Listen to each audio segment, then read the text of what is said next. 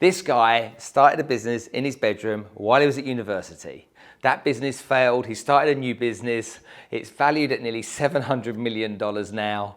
He's the latest dragon on Dragon's Den. I'm so grateful to be able to have been interviewing him, not only here in Dubai, but live on stage at Dubai Opera in front of around about 1,000 people. Let's get straight into the interview with the awesome Steven Bartlett.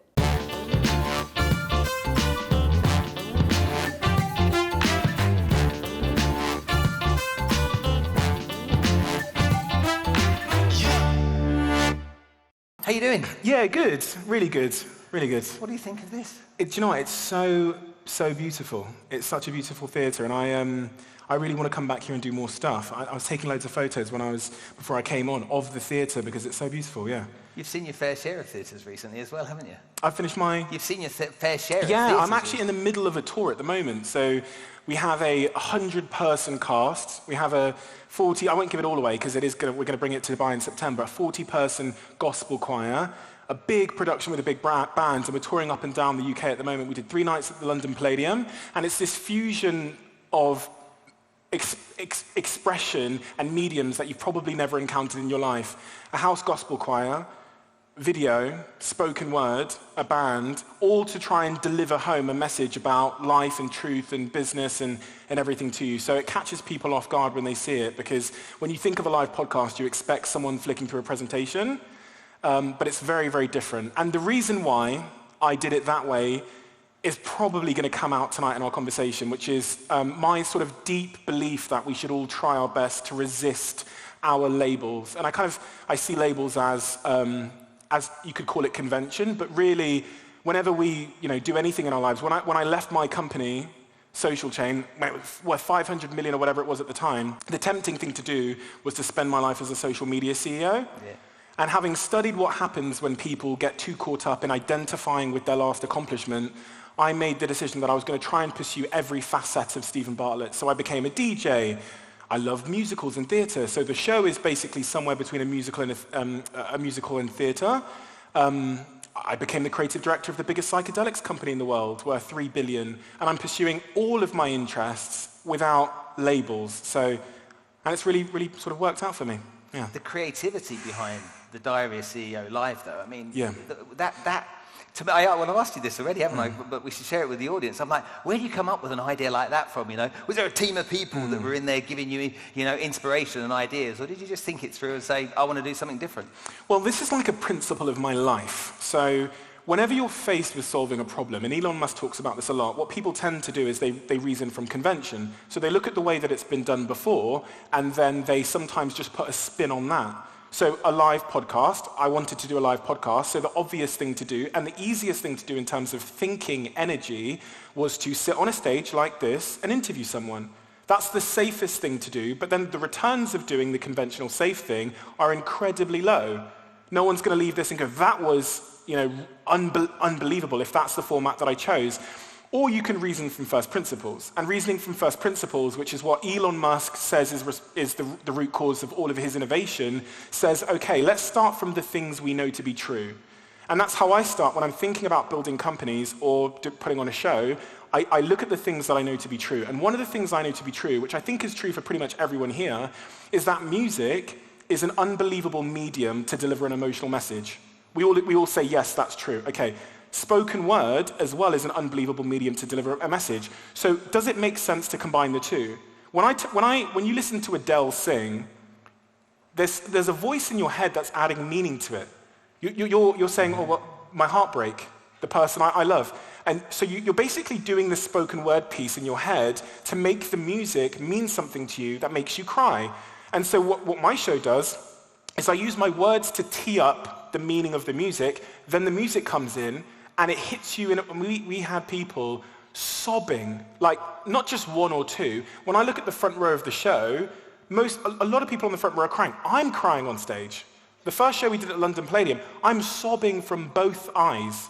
And then you have this additional medium, which is visual, which adds another layer to it. And that's what created the Diary of a CEO Live show, was me reasoning up from those principles. And then you have this new thing. And you can do that in your life, you can do that in your companies. As Elon says, it requires so much more mental energy to innovate. To go through that, it's also kind of risky because there's no blueprint, so people don't do it. When they start a company, they look at it and go, how do you start a company? Well, people arrive at 9 a.m. and then they leave at 5. So that's what I'll do. It's safer, but it doesn't necessarily mean it's a better solution. It's definitely not a solution designed for 2022. And this is why going to that extra effort to understand what your first principles are, the base truths you know. One that really helped my company when I started Social Chain in 2014 was I didn't study business. So I wasn't polluted by convention. So when it came to trying to figure out how to get predominantly young people, because I was in the social media industry, to come and work at my business and to stay and not quit, I reasoned from first principles. Well, young people live in the Instagram generation now, and they're basically going to be looking at this glass screen and comparing their experience of work to all of their friends, something you couldn't do 30 years ago. So we've now got to compete in order to retain young talent with the entire world in terms of company culture. So if you came to my office in Manchester, which was our big headquarters where we had about 300 people, it was designed by the employees. There's a 100-meter jungle where you can go and relax and meditate. The working hours were up to you. You decide. We had a policy where you could leave work and go and travel the world and come back to your job. Completely redesigned from the ground up to attract a completely different generation. And you can tell by the kind of creation of that someone did first principle reasoning in 2020, 14 when we started, because they created a solution that was designed for now. Had I not done that, I would have said, if you're 10 minutes late, you've got a disciplinary. I'm going to give you no freedom. This is kind of how work used to be and offices used to be. You're going to have to wear a uniform. At Social Chain, you wear whatever you want, right? At Social Chain, there's also no hierarchy. So if you didn't know me, you would have no idea that I was the CEO. I wore a cap. I sat next to an intern and someone that had been there 1 year. I didn't have a big glass box office.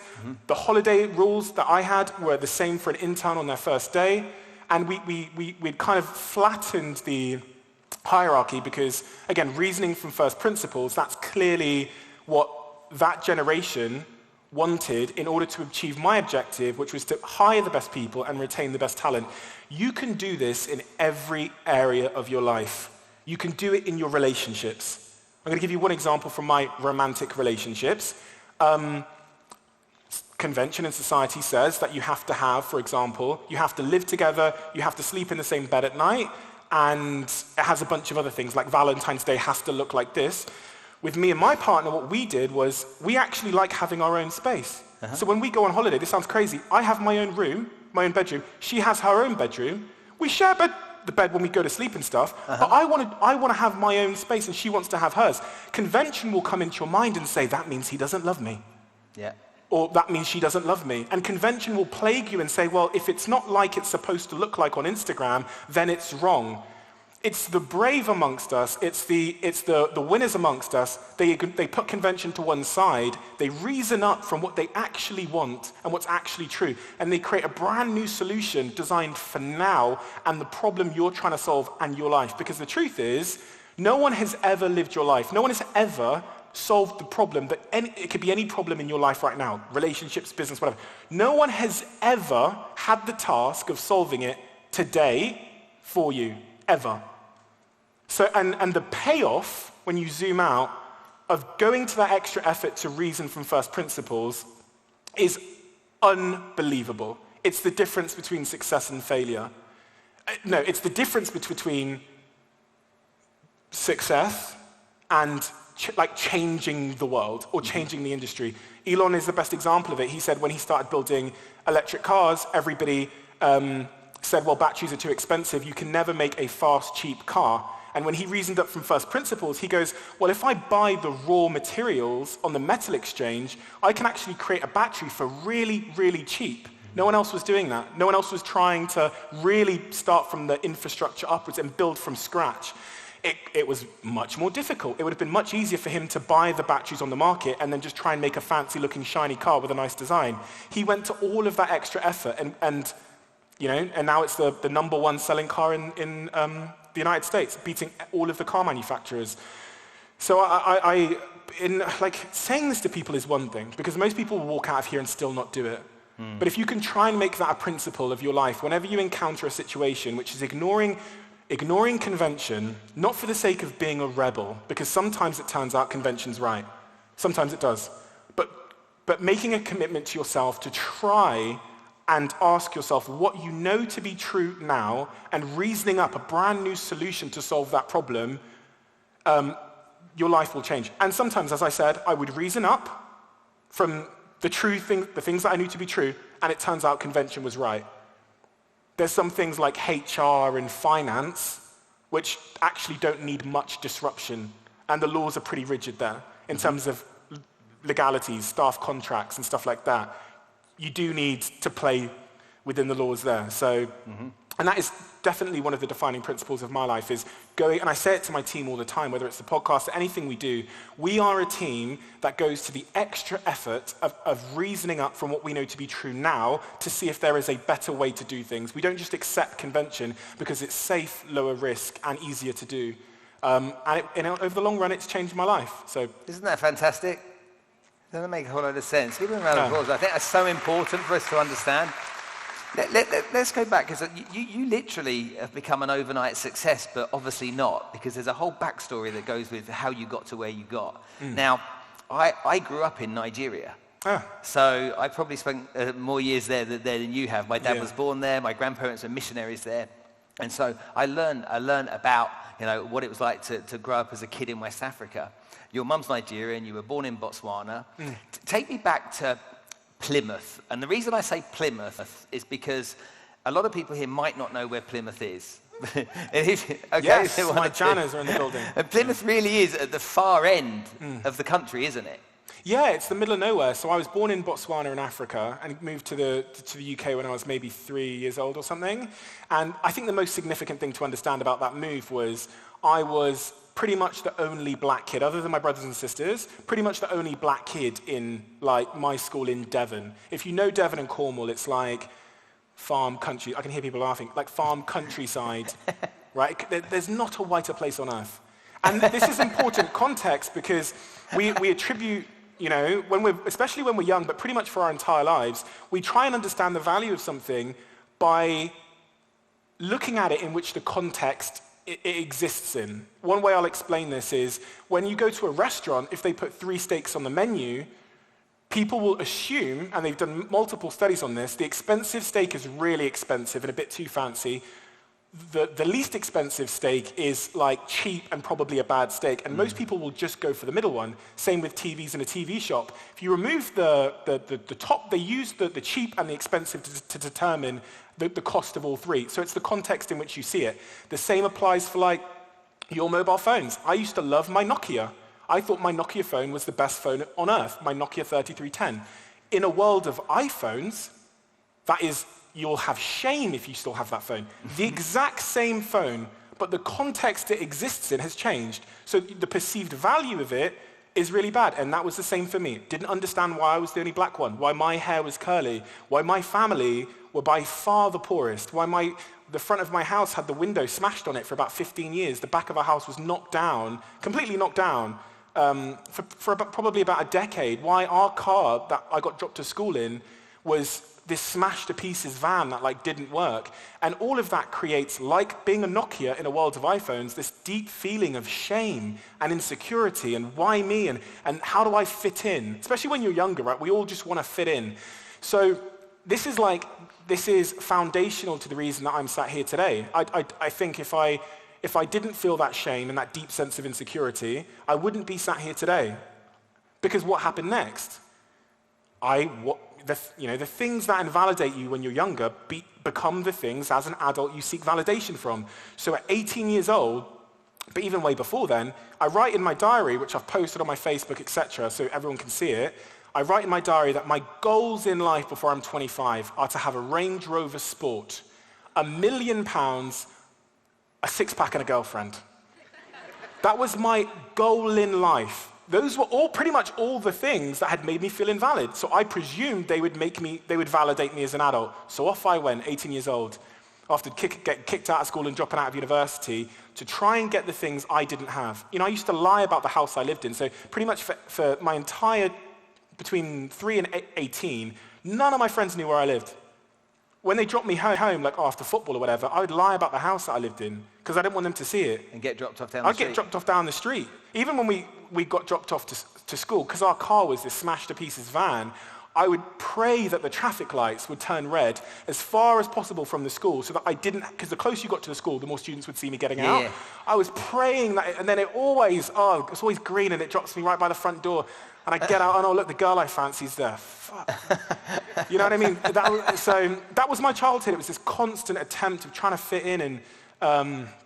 And my podcast has taught me what happens next when people have that kind of upbringing, when they have those traumas, when they have an anomalous childhood, they often become anomalies when they grow up. So my podcast guests, the reason why they are obsessed is because they went through pain. The reason why they are successful is because of trauma, typically. It's typically the thing. It's why I always start by talking about childhood, because having studied childhood psychology a little bit since school, it's the most foundational. That first 10 years of your life, we basically end up living the stories we told ourselves about ourselves from that period as adults. And we are grown-up children living out those stories. So you did a documentary where you worked in a school Yeah. for a period of time. Did that teach you much? Yeah, it taught me a bunch about the school system and why it's broken. So I got expelled from school twice. The first time they expelled me, because I was making the school a lot of money, I'd done a lot of deals, I'd done the vending machine deals, so the school actually made revenue from the vending machines for the first time ever, because they were going to buy them, and I thought we could get them for free and make revenue from them. So I did that deal. Then I started running pretty much all the school trips when I was 16 and went to sixth form for the same school. Then I started doing all of the parties. So I would think of reasons to throw parties. So it's Halloween, I'd throw a Halloween party. Start of summer, I'd throw the start of summer party. And when I say, like, I'd throw the end of summer party, which happened to be on the 26th of August, my birthday, really like a birthday party that people paid to come to.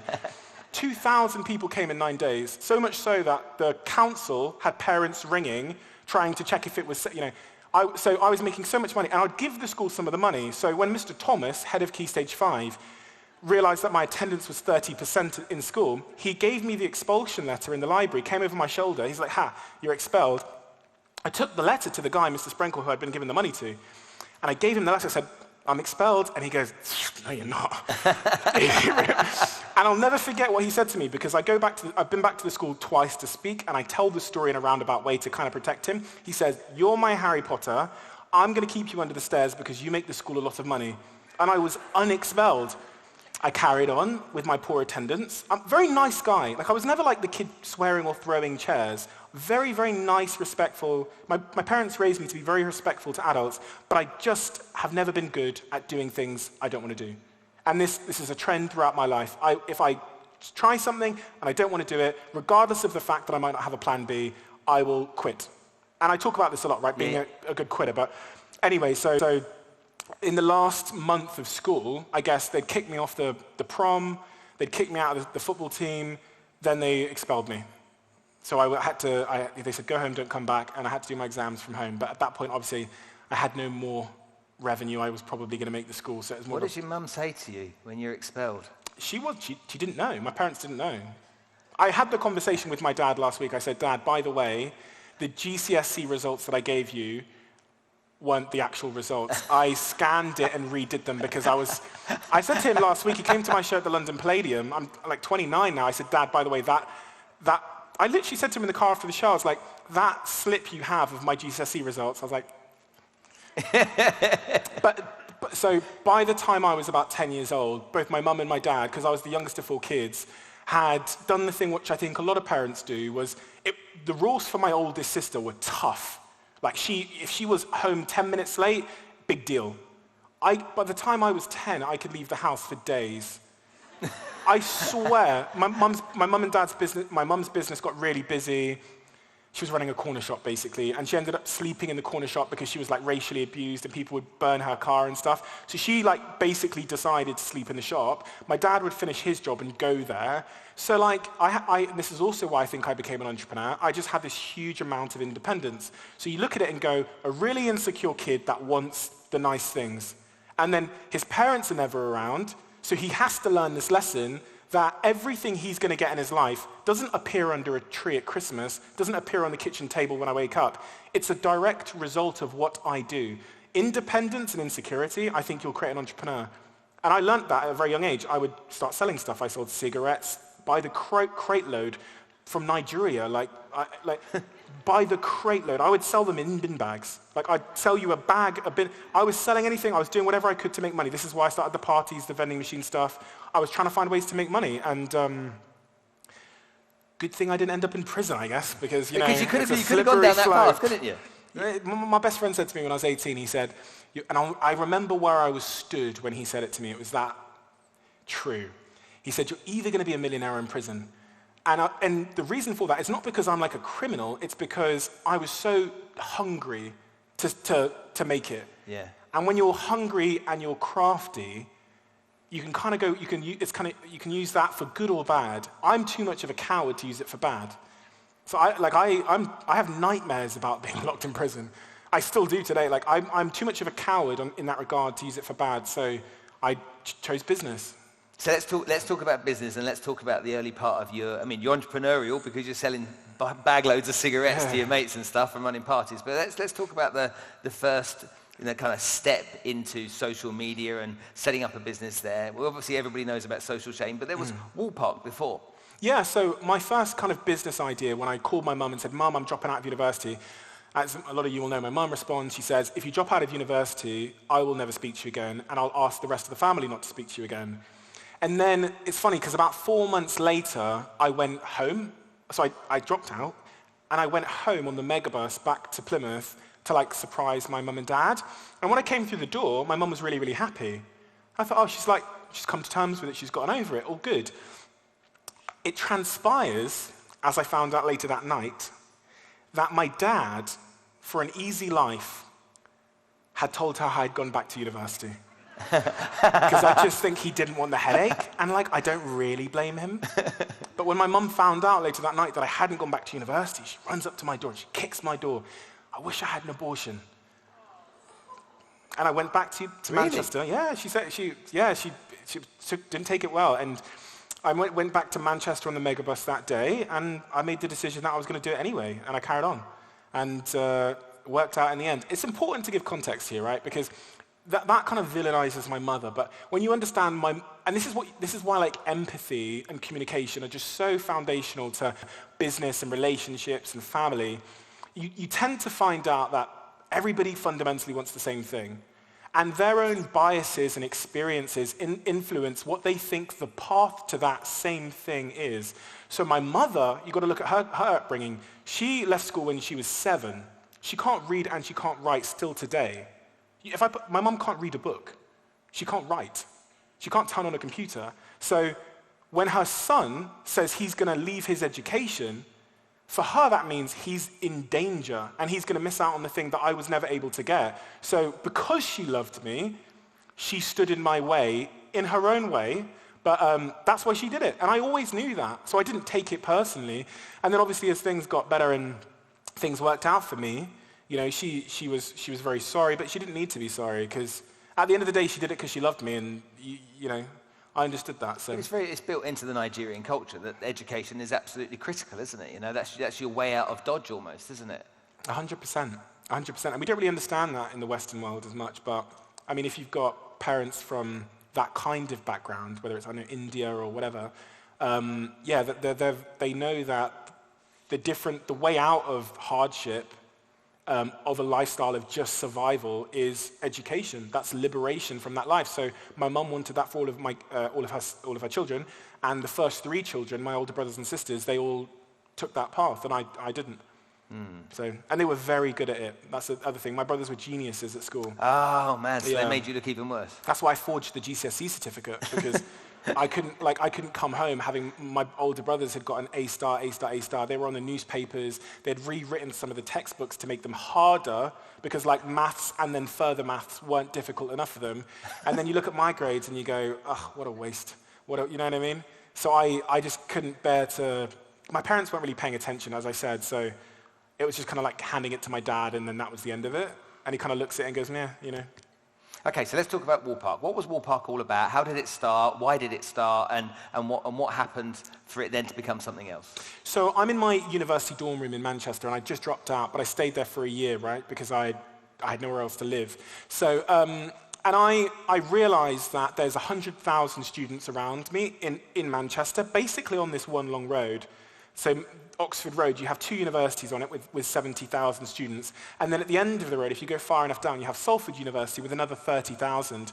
And I thought it was really bizarre that we, A, didn't have any way to communicate as 100,000 students, and B, we still used physical notice boards in the universities. Still today, physical notice boards. So you walk into the student union or the university, there is a physical notice board with loads of pieces of paper on it. Very simple. I thought, I will bring that online. I'll create a notice board for each city for the students called Wallpark. A wall you park things on, maybe. You can think of different reasons for the name. And that was my idea. So if you're at the University of Manchester, you can go on and say, I'm looking for someone to play in the football team tonight, in goal. We need a goalkeeper. At all, which means all of the students in Manchester, not just one university. Yep. And then put it into a category sports and press post. Or if it's something more specific and it just applies for students at your university, we have a job at Manchester Metropolitan Student Union at students at MMU, and then put it into a category jobs and post. That was the idea. And what happened? Failed. Thank you. Good night. No, good night. That was the end of my story. How badly did it fail? I don't mean financially, but how was it emotionally for you? Well, so it's interesting because I say it failed, but it actually is what made Social Chain. Because I was trying to figure out, as everyone in this room will if you start a business, how to market the website. Mm-hmm. And so I tried flyers. That didn't work. I would wake up at 6 a.m. and go and hand out flyers. Literally on the flyers it would say, you can win £100 if you sign up to my website. No one signed up. Posters. Went around Manchester at 6 a.m. in the morning, put the posters up. What I didn't realize is the council come at 7. They take them all down. That didn't work. And then the really interesting thing, and this goes back to what I said about innovation and marketing and first principles, is when you run out of money, marketing teams start to innovate because they have no choice. It's when marketing teams have loads of money that they just do the conventional thing. Radio ads, TV ads, there. Ask your marketing team, say, what would we do if we had no money? And that's what happened to me. I'd raised £5,000 investment for Wallpark. Well, I raised more, but I had a £5,000 marketing budget, and we basically ran out of money. So we had to start thinking for ourselves. We had to start thinking of new things. And at the time, I remember seeing a satirical, sarcastic Facebook group that said, things Manchester students don't say. And it's very simple. It just posted things that Manchester students would never say.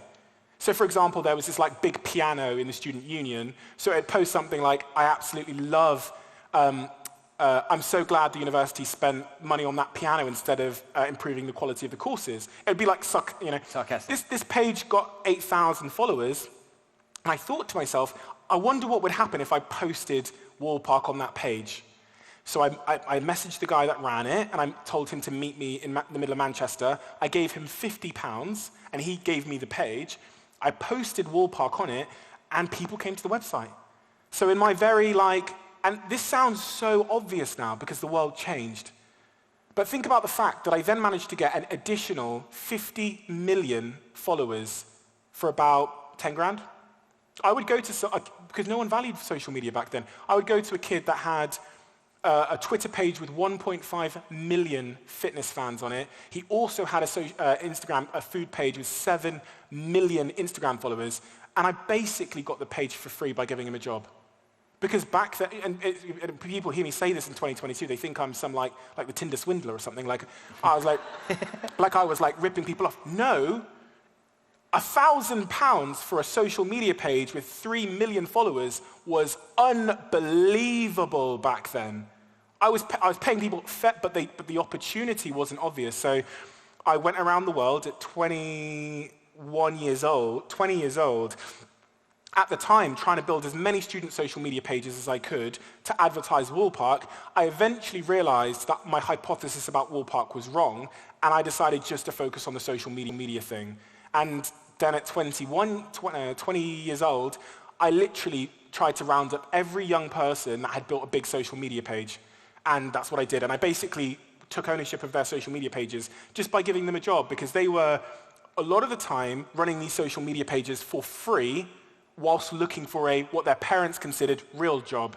So Steve comes along and goes, in the case of a young lady called Hannah Anderson, I'm going to pay you what a doctor gets paid, and I'm going to own the Harry Potter page that you've started, and you're going to be able to carry on doing that full time in our company. Unbelievable deal. Yeah. And that's basically how Social Chain started, a chain of social media pages. Talk to me about a few issues that I see with Social Chain. You were a boss very young, in charge of a company that was growing. And so you didn't have years of experience in life to understand what necessarily you needed to do. Were you winging it? Did you take courses in leadership? What was going on there? Definitely winging it. And not always well, in hindsight. In the moment you don't realize, but in hindsight you go, that was a critical mistake I made. I was winging it, and that's for good and for bad. As I said earlier, when you wing something, you naturally avoid conventional thinking, which means you tend to create innovative solutions to solving problems. But at the same time, as I said earlier, there are some things where convention's right, and you miss those things. So you end up paying the price for those things. So really, the balance is naivety and experience. The balance of having those two together in your business, for me, is the winning formula. And I say this now, I say, if you want to own the future, if you want to build a business for the future, what you need like a 16-year-old that understands TikTok next to a 45-year-old that's been working in client services for 20 years. Then you can create an unbelievable social media business. Because you're going to have the insight of the 16-year-old who understands the present, but you're also going to have the experience of the 45-year-old who understands the past and convention. And together, if you understand today and yesterday, you'll win on tomorrow. So, yeah. Were you, or did you feel you had imposter syndrome during that period of time? Was there any part of you that was kind of, I know you say naivety existed, but did you feel to yourself sometimes, am I in the right place here? It's an interesting thing. I don't think so. Not in the way that I hear people describe imposter syndrome. And I really think like nerves or imposter syndrome, I think everybody probably feels the same physiological thing. So before you come on stage, you might have that feeling in your gut. And then your perception, the story you tell yourself about that feeling becomes your reality. So before I come on stage, I might feel a little bit of thing in my chest here, but my body and my perception tells me that's my fight or flight response. My body's giving me the energy I need to put on a good performance, right? Yeah. Someone else might interpret that same feeling as that means I'm going to fail. I'm not capable. I don't have the experience. And the science is very clear on it. How you interpret that feeling heavily sways your outcome and your performance. So even with Social Chain, I think my perception has always been in my entire life, I'm meant to be in situations that are outside my zone of comfort and competency. I'm meant to be there. Okay, but let's add another piece to this equation. You're in that position running that business. You got your business partner, Dom. Yeah. And he went through some challenges. Yeah. And so did you become a paternal partner as a friendship with him when he was going through his challenges? And did having to deal with that, because that was quite a serious situation that he went through, did having to deal with that make you kind of step up again? Yes. So context on that is, the first person I hired at Wallpark was Dominic McGregor. So when I started Social Chain, I basically started it with him and another guy. And Dom really struggled with the growth of the business and all of that stuff, the stress, the pressure, the fact that there was probably 15 months in those 7 years where on payday, we didn't know how we were going to pay our employees. And at times we had 200, 300, 400 employees. And it's payday today, and you can't pay them. We never missed payday, but going through that for 15 months, when you literally are sat in an office and everyone is so happy because it's Friday, and you're sat there knowing that you're going to need a miracle, literally sometimes a miracle, in order to pay them. They've all planned their weekends. They've got holidays they're going on. They're going to this place and that place, and they want to go out, and you know that the money's not in the bank to pay. It's stressful. And then there's loads of other things that happen in business, which I talk about, being hacked and all this just unpredictable chaos. Dom found it very hard, and he became basically I don't know whether you call it a functional alcoholic or an alcoholic, but he became pretty much an alcoholic. And I didn't understand that because we have a better understanding of mental health now. But when I went downstairs at 3 a.m. in the morning in our house, and my business partner's in the laundry room drinking a bottle of whiskey at 3 a.m. in the morning with the lights off, you just think, oh, he's a bit of a pisshead. I took him back to his bed, and I remember that day, I write about it in my book, going up the stairs at 5 a.m., hearing a sound, rushing into the room because there's this red liquid everywhere, pulling the duvet off him, and it's 5 a.m., and he's drinking a bottle of red wine under the sheet. And then there was a couple of instances where he drank too much in front of the team. So I was always the sober, composed one who would try and repair it. I talk about it again in my book, the day where I get a phone call. I'm with one of my friends who's actually here today, my friend Logan, and we're at this restaurant. I get a phone call saying that Dom's got drunk and there's an incident unfolding across town.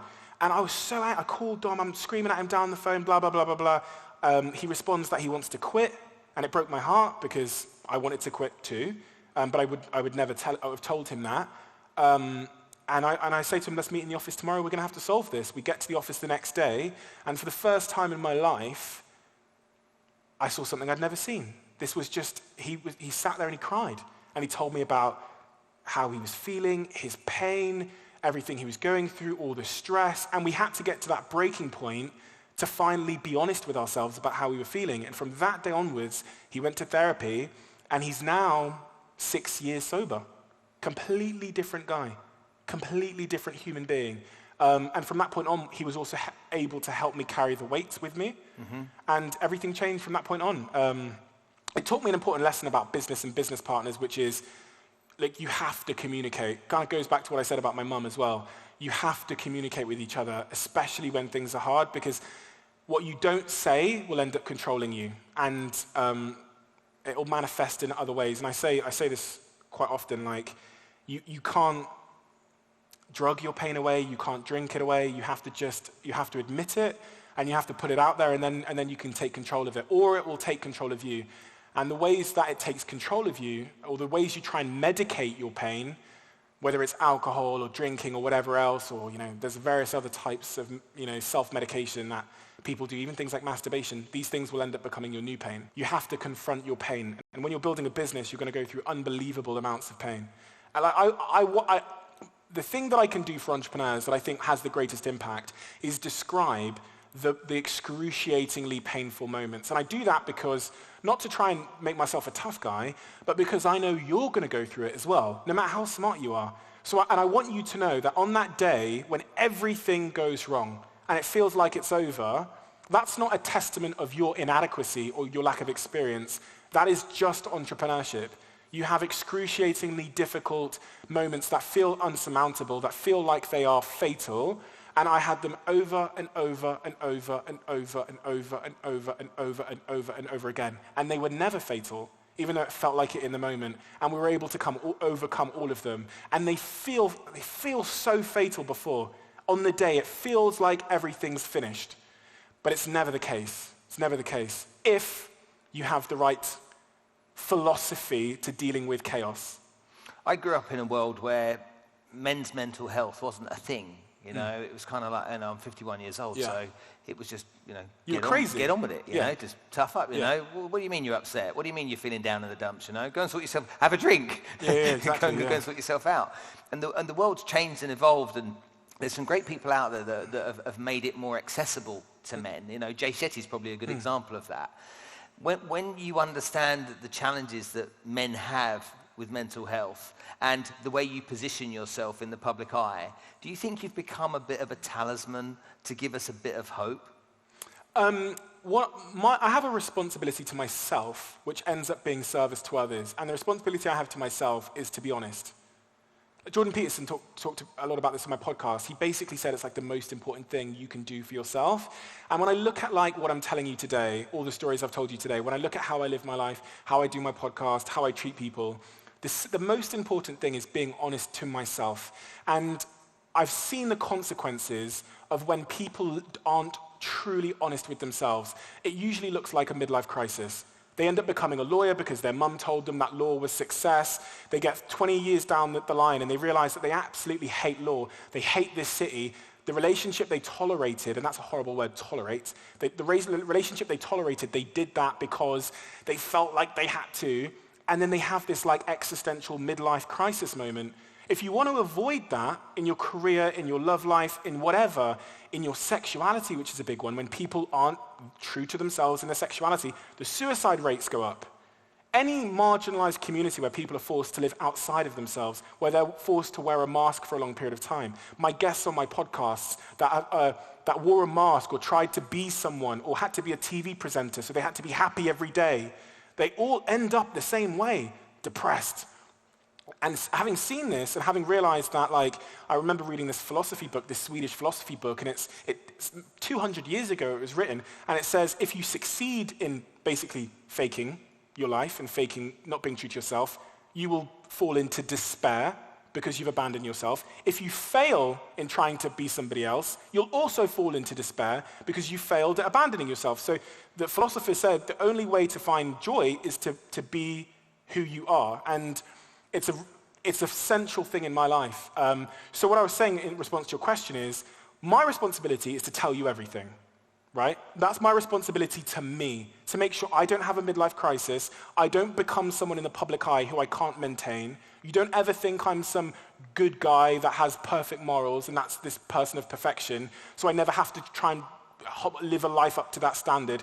My obligation is to be me every day. And it just so happens there's not enough of that. There's not enough people saying, these are my skeletons. I was unbelievably lonely because I was obsessed with money and I was insecure and I was full of shame and I had race issues. I relaxed my hair because I wanted to be white. There's no one saying these things. So in service to myself, I'm doing a service to so many others because it just so happens that those things that I'm sharing are in low supply on Instagram. You don't get a lot of likes for sharing that kind of thing.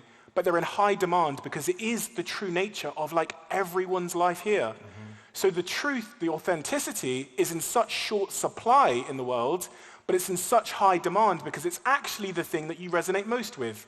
If I sit here and go, put up a picture of my car, and I don't even have a car, but put up a picture of like a Rolex and a car, like none of you are going to relate to that. That's not the 99% of your lives that you deal with when you're at home in bed eating a pot noodle. The 99% of your lives is like insecurity and shame and doubt and these kinds of things. So just to conclude, in service to myself, talking about mental health or whatever else, it just so happens you do a huge service to everybody else. So it's win-win. Okay, let's talk about heroes quickly. Heroes? We have people that are heroes to us and inspirational people. And I saw you recently post about the passing of Jamal Edwards, 31 years old. Yeah. Tell me, what did Jamal mean to you? Yeah, when I was that 18-year-old kid living in Moss Side, like the rough area in Manchester, the most science has shown that the most powerful role models to anybody are those that we can relate to. So if they're the same gender as you, if they look like you, if they've come from where you come from, it's a significantly more powerful role model, more relatable than any other. And Jamal was a kid that didn't really have an education. He was a black kid, and he built this big business worth millions. And honestly, in the UK, he was the only one. So at 18 years old, I'm like stalking this guy on the internet. I'm like joining little Skype groups that he says he's going to be in to try and ask him a question. I'm spending the last money I have to try and buy his book. I'm following him and stalking him on social media. I see that Google Chrome ad we all saw 10 years ago showing this young black guy that had built this big YouTube business, and he was, in many respects, the proof that I could too. He was the evidence that I could, that my big dreams weren't fantasy. And so, yeah, he was just this big role model for me. And then obviously in later years we got to meet. He came on my podcast, we became friends. I spoke to him a week before he died. And I'm so glad that, so 2 weeks before Jamal passed away, I did Loose Women, the TV show. Uh-huh. Everybody know Loose Women? You know Loose Women? You don't know it. Basically, the guy that's like, no idea. 4 women sit on a panel and they just talk about whatever's like culturally relevant. Jamal's mother is one of the panelists on Loose Women. And I thought, you know what? I've thanked Jamal a million times for the inspiration he gave me. Because I'm doing Loose Women, I get a chance to thank his mother. So I get to the studio at Loose Women and I'm looking through the hallways trying to find her, Brenda. And it turns out that was the only day she wasn't in because of like COVID and stuff. So the last message I'd sent to Jamal was, hey bro, I went and did Loose Women today, and I searched the halls for your mother because I want to thank her for all the inspiration you gave me in my life, for raising a child that gave me so much inspiration. And see, he was like, oh, thank you so much. He texted Brenda with that message, and then she replied, and he sent me the screenshot. And then a couple of days later, he was gone.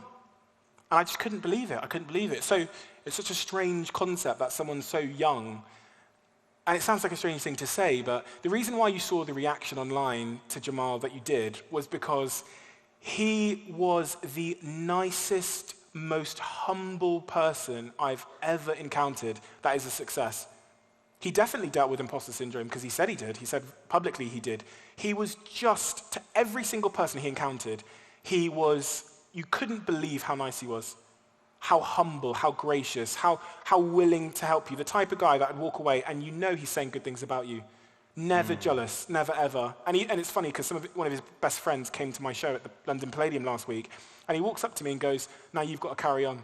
He goes, "Because the last conversation I had with Jamal was about you, and Jamal was saying amazing things about you, so you've got to carry on now." And then another friend, Luke Massey, who runs a company called Vibe, tweeted me the same thing, says, "I spoke to Jamal recently about you, and he was talking about you, saying great things about you, you've got to carry on." And that's the thing that, like, for me, Jamal lives on. He lives on as this reminder that when you encounter people in your life, you like treat them always how you want to be treated, but with such grace and class and kindness. Because that's his success is one thing. The thing that I'm so fascinated about is his character, and I don't think I've seen many people that could live up to his standard of character. Just a class act, yeah. Just this unbelievable, suspiciously classy act. Like, you know, when you think, how can one person be that classy? He was that guy. And that's why you're seeing the reaction you're seeing on social media, why he trended #1 and all these celebrities and everyone has a story about him, because he was that to everyone. Remarkable achievement. Okay, let's ask a few questions about where we are right now, Dubai. You've been here a few times. Yeah. A lot of people come and live in Dubai, and I'm sure you'll all agree with me here that there's an opportunity to build a better future for yourself, have an opportunity to maybe start a business or grow within a business, and it's all very exciting. We've got lots of shiny, tall buildings here, and this place is fast moving. What do you make of it? Literally from an entrepreneur's mindset, not just, it's great and it's sunny and there's beaches, but what do you feel of the place? I think it's a place of tremendous potential. In fact, I was talking to someone from the Dubai Tourism Board earlier in my green room before I came out here, and I just wanted to land one message to her. I just wanted to say one thing, because someone had told me Dubai has a goal to create 20 unicorns, billion-dollar companies, before 2030, I think it is. And I was just saying to her, honestly, if that's your objective, if you want to create unicorns, then you need to brand Dubai as a home, a friendly home for Web3 developers and entrepreneurs. Blockchain, crypto, whatever. Because those are the companies that are becoming the unicorns the fastest right now. And I run a company in Web3 called Third Web, and the valuation went from 50 million we raised at in December to we're raising at a 400 million valuation. By the end of this year, the company will probably be a unicorn. And it's backed by Gary Vaynerchuk, Mark Cuban, the biggest entrepreneurs in the world. You're not seeing that level of growth anywhere else. And then I look at the stats around hiring. Web3 is outpacing the technology industry by 4 times in terms of LinkedIn job postings for developers. There's this exodus of talent. And typically, you want to follow where the builders are going, and the builders are moving from Amazon to go and work at like these Web3 companies. So Dubai has this huge opportunity if it can attract talent, investors, and it can create a business environment that's friendly for Web3. It has a huge opportunity. So if I was running Dubai, they said there's a... Do you want to? Busy. I've got podcasts and stuff to do. They said there's this entrepreneur visa. I said to her backstage, I said, change the name of it. The same visa, just call it a Web3 visa. And it will, honestly, the minute that's announced, it will go through every Telegram, Discord, WhatsApp group, and the perception of Dubai will shift positively, and builders and investors will start coming here for that reason. I think it's the number one thing that Dubai could do. If they want investment and the economy to grow here, I think that's it. Why does Elon Musk push back against Web 3.0 as much as he does in the metaverse, compared to all of you guys that are coming at it from another, obviously you, Gary, and everybody else? What's going on there? Because everybody respects what Elon Musk has got to say too. Yeah, so what Elon is saying, and like Jack Dorsey, they're not saying that it's a scam or that it's not an interesting industry. What they're saying is that The kind of the base principle of Web3 is that it's decentralized, that it's putting the power back in people's hands, right? That you no longer need these conglomerates in the middle like a Facebook or a Google. With decentralization, we can go like peer-to-peer. What they're saying is that fundamentally, it's still kind of the same thing in terms of the ownership. Silicon Valley are investing hundreds of millions and billions in Web3 companies. So when you look at the owners of a lot of these companies, it's still Web2-esque. You know, like the big VCs that own Facebook are the big VCs investing in Web3. They're not saying it's the Web3 itself, the idea of decentralization and all the technology like NFTs are a waste of time, because Twitter, you know, Jack Dorsey is one of the people that had the conversation with Elon. Twitter have just allowed you to change your display pictures to NFTs. I'm sure a lot of what happens on Twitter, whether it's ticketing or whatever, will become an NFT. And then on the Elon side, they've got 1.5 billion of Bitcoin on their balance sheet. And the only reason Elon stopped accepting Bitcoin was because it does appear to be a contradiction because of the ESG issues around the environment. But they will 100%, I'd bet my life on the fact that Elon's companies will be paid in cryptocurrencies, and a lot of the technology you see within the car will be decentralized, 100%. It goes back to when I started in social media. When I started in social media in 2014, it was effectively a wave coming into shore, right? And it was inevitable because I told you, the flyers weren't working, the posters weren't working, but this Facebook page was driving thousands of people for zero cost to my website. The numbers were bigger, it was better, but whenever you have those moments, you get huge resistance. So I was laughed out the door by MTV when I talked to them about starting a Facebook page, because the prospect of a brand being on a Facebook page in 2013 was like absurd, it's dangerous, right? So one of the key indicators for me in my life now that something is inevitable is when I look and I think, without the noise, I go, it's solving a problem in a better way. And then the second thing is, there's huge resistance. For me, that's an indicator that we're early, and Web3, blockchain, whatever you want to call it, is a wave coming into shore. The genie is out the bottle. I no longer want to entertain the conversation about whether it's going to happen or not, because it's a waste of time. The thing I thought about as an entrepreneur was the Web2 wave came into shore, and Steve Bartlett was there on his surfboard. He picked the right surfboard, he surfed, came into shore. Yeah. Web3, it's coming into shore. So this is why I co-founded the business Third Web, because it's inevitable. And I want to be on the right surfboard with the right team. And as I said, my startup was valued at 50 million in December when it launched. It's going to be valued at probably 400 million in the next week. And it's solving a problem in a better way.